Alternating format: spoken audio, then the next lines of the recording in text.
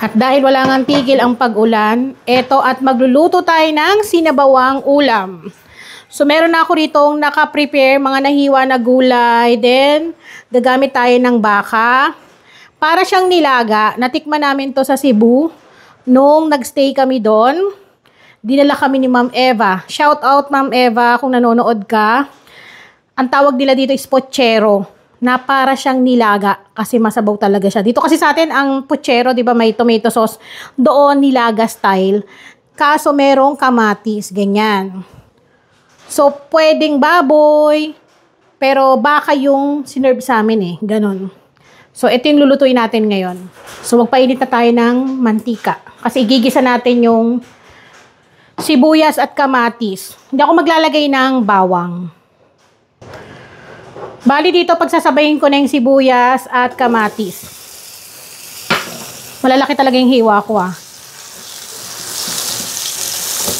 So, igigisa lang natin to para lumabas yung katas ng kamatis. Dudurugin kasi natin yan. Masarap ngayon kumain ng may sabaw pag ganitong maulan. Tatakpan ko muna para malamog yung kamatis natin para mabilis ko siyang durugin. So, check na natin.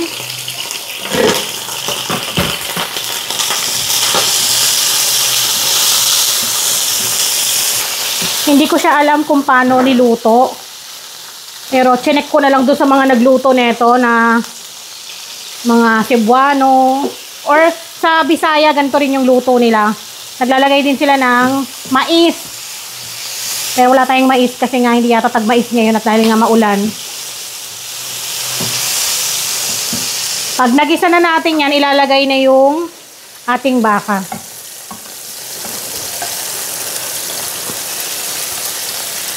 Itong baka na gamit ko ay parting batok. Kasong may halo nga lang siyang buto-buto.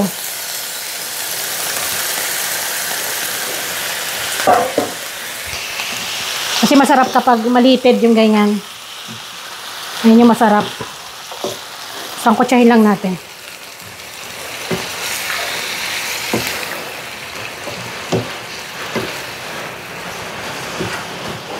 Then, titimplahan ko ng paminta at patis. So, lagyan na natin ng patis. Sangkotsahin muna natin maigi bago natin lagyan ng sabaw. Para hindi rin siya, yung malansa. Alam naman natin na yung baka ay maanggo, di ba? So, kailangan igisa ng maigi. So, hayaan ko muna ng ganyan. Mga 2 minutes, balikan natin. Haluin na ulit natin.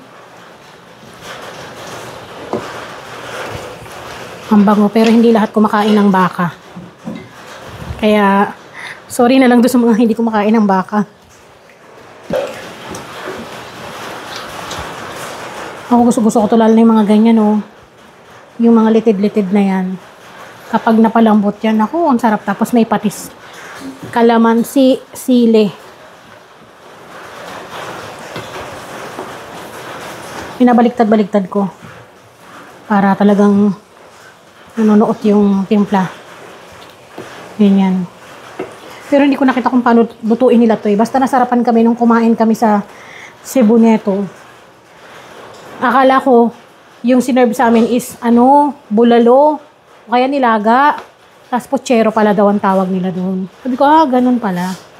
So, iba-iba talaga yung mga pagkain na natitikman natin sa ibang lugar. Na halos minsan magkaparehos lang.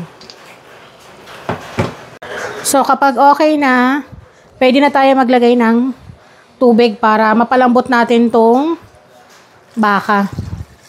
Hindi kayo kumakain ng baka, baboy na lang yung inyong gamitin. So, papalambutin natin to ng mga 1 oras mahigit or depende dun sa karne na nabili nyo. I-check na natin ang ating pinapalambot. Halos kulang 2 oras din yung magpapalambot natin dito. Kaya kapag tingin nyo kulang pa sa palambot, dagdag lang kayo kasi depende yan sa karne na nabibili natin. At naglagay din ako kanina ng tubig. Kasi naiga. Pero kung nagmamadali kayo, i-pressure cooker ninyo, go. Ilalagay ko na yung patatas. Kasi malambot-lambot na to. Iuhuli ko yung repolyo, tsaka yung ano ba yun? Baguio beans. Then, mag-a-add din ako ng tubig pa ulit. Kasi masarap kapag masabaw. Lalo na ngayon, malamig. Lalagay din ako ng asin. Sa asin, bahala na kayo. Malalaki na kayo. Kung gaano karami. Pan muna natin. Malapit-lapit na tong maluto. So, yan. I-check na natin. Yung patatas na lang eh. Okay, malambot na. Pang-last natin, ilalagay ang ating repolyo. Hinuhuli ko talaga yan kasi kapag nilagay mo na yan, maya-maya patay na kagad yung kalan para hindi siya ma-overcook. Sa mga restaurant talaga nga, pinapatong lang yan eh, sa mainit na, pag may, diba, pag ganito, pag mainit yun, sabaw, patong na lang yan. Kasi masarap siyang kainin ng malutong. Ganyan. Ay, ang sarap nito. Yung nakasanayan kasi natin ditong puchero is yung may tomato sauce, no? Dito, sa kinainan namin sa Cebu, ganito yung kanilang puchero. Baka, kala ko nga, bulalo o nilaga yung sinerve sa amin. Tapos nung tinanong ko si Ma'am Eva, ano daw yun? Puchero. Siguro ko galing, sarap. At eto na. So, pwede na natin yan i-serve. At excited na yung aking mga kasama rito. Nagugutom na sila. Sasandok na tayo dahil yung aking mga kasama rito ay parang gusto na rin akong kainin. Sa tagal ng paghihintay nila. Ito yung masarap ko. Ayan o. Yung litid. Pero kailangan madalang lang ang kain ito Hindi pwedeng araw-arawin dahil ito ay masebo.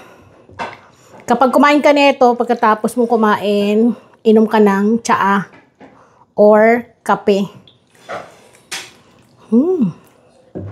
Lagyan natin ng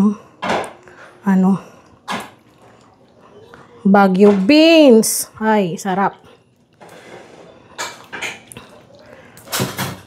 Ayan na mga manay, tara, kain po tayo. Ay, grabe. Pag ganito yung ulam mo, pang-only rice talaga to mga manay. I-try nyo na. I'm sure na magugustuhan nyo din ang pucherong Cebu.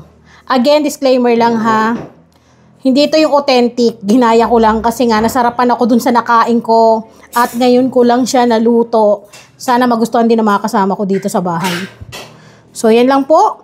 Sana po matry nyo rin tong ating recipe. Kakain na kami.